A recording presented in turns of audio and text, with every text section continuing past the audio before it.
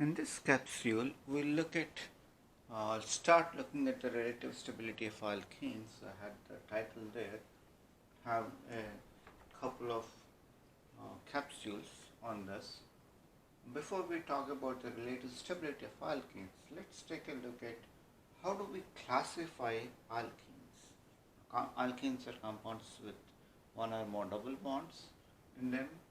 So compounds that have only one double bond, I have a few of them here, and I've written some descriptions about each of these compounds. We'll take a look at them.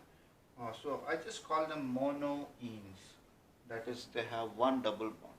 And then you can have dienes, trienes. We'll take a look at certain dienes. Within the dienes means compounds with two double bonds. Within the dienes, you can further differentiate them as isolated dienes and conjugated dienes. We'll take a look at those two. And then there's a special class which is not really alkenes, they're aromatic compounds, but we'll talk about them tangentially towards maybe when we talk about relative stability of alkenes, maybe in the second, maybe in the third capsule, we'll take a look at that, or maybe with the fourth one. So let's focus on the monoenes, compounds with one double bond in them. So the simplest alkene, compound with a double bond, is ethene, just a compound with two carbons, a double bond. So this is ethene. Notice that ethene, the two carbons, or each carbon is connected to four hydrogens. This is the simplest alkene. Now if we move from ethene, which is shown here, to a compound like this, propene, you notice that one of the hydrogens is substituted by a methyl group. So the rest of the double bond of ethene just stays the same. So we call alkenes that have three hydrogens on the double bond carbon. So we are focused on the double bond carbons, carbon 1, carbon 2 of the double bond. So if we just focus on the double bond carbons, you notice that the double bond carbons have three hydrogens and one methyl group. Methyl group is, in general, you can put an R there. R is an alkyl group. So if you move from ethene, which is shown explicitly here, to a compound like propene there, the double bond is said to be a mono-substituted double bond. One of the hydrogens, from the simplest case, this one of the hydrogens is substituted by an alkyl group. We used example methyl group. Okay. It could be ethyl, propyl, cyclohexyl, doesn't matter which one. So for example, if I draw a structure like this, I need some space, so I'll erase this. If I draw a structure like this alkene that I'm drawing now is still a mono-substituted alkene. One of the two double bond carbons has one alkyl group. So carbon 1, carbon 2, I'm just numbering them, not naming them. So carbon 2 has one substituent, cyclohexyl substituent. So this is a mono-substituted alkene. So moving from mono-substituted alkene, let's go to a di-substituted alkenes. Within the di-substituted alkenes, I have couple different variations on the screen. So in the variations that you see here, both of them are di-substituted, meaning there are two substituents on the double bond carbons. So let's say carbon 1, carbon 2, this is the double bond carbons. Each carbon has a substituent, not hydrogen, that's what. Hydrogen is substituted by something else.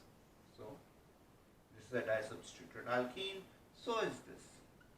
So what's the difference between those two? In one of them, the two methyl groups are in general two alkyl groups. We can show that in general two alkyl groups are on the same side of the double bond. So these two alkyl groups are on the same side of the double bond, and the two hydrogens are on the other side of the double bond. So this is a cis disubstituted alkene. The orientation of the two alkyl groups, they are on the same side, that is denoted by this nomenclature cis. So this is a cis alkene. Now, in the other case, you have the two methyl groups on opposite sides of the double bond. So it is called a trans alkene. So within the disubstituted alkene, you can have two variations, a cis variation and a trans variation, and there are two different compounds. So just to take that a bit further, I'll redraw that structure here. Now I'm trying to name this compound now. We want to use the cis thing that we just saw, cis. So if you naming, so we want to find out the longest continuous chain. So there are 4 carbons, so it's a bute, it's a butane or butene, but the double bond is at carbon 2, so it's butene. Butene tells us that there are 4 carbons, there's a double bond, the double bond is at carbon 2, but it doesn't tell us whether the two methyl groups are on the same side or on opposite side. So if we add cis, then we have the full picture. Cis 2-butene, sometimes we may say this like this, cis 2-butene, trans 2-butene, this will be trans 2-butene. So it just brought in some naming here. Okay. So within the di-substituted alkene, you have two versions, and we're also seeing how we name them. So let's move on from there. So now we have a tri-substituted alkene. This one is a tri-substituted alkene. There are 3 substituents on the alkene. So these are the 2 double bond carbons.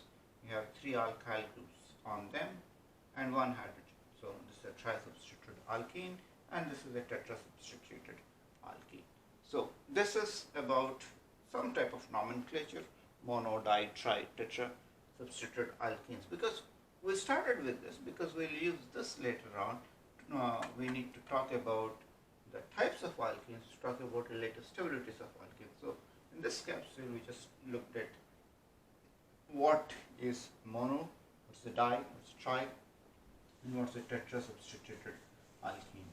So the next capsule, we'll look at the relative stabilities of these alkenes of one particular molecular formula.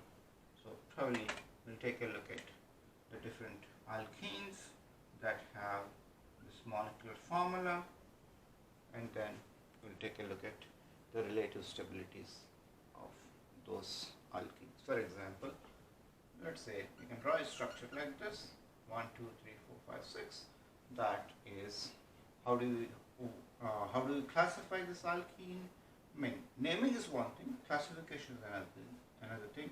So this alkene, you see, this has 3 hydrogens. These are the carbons of the double bond, 1, 2 carbons of the double bond, and there's 1 substituent. This whole thing is an alkyl group at carbon 2.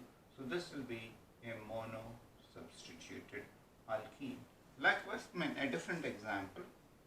So if you take a molecule like this, put a double bond there, look at this alkene, look at the double bonds, carbons 1 and 2, and they have 1 hydrogen on each carbon and 1 alkyl group on each carbon. So this is a disubstituted alkene. So we stop here. So naming is pretty simple, my classification is pretty simple. In the next capsule, we'll take a look at the different constitutional isomers of C6H12, and we'll look at their combustion data and figure out which alkene is more stable. Okay. So we'll stop now with this capsule.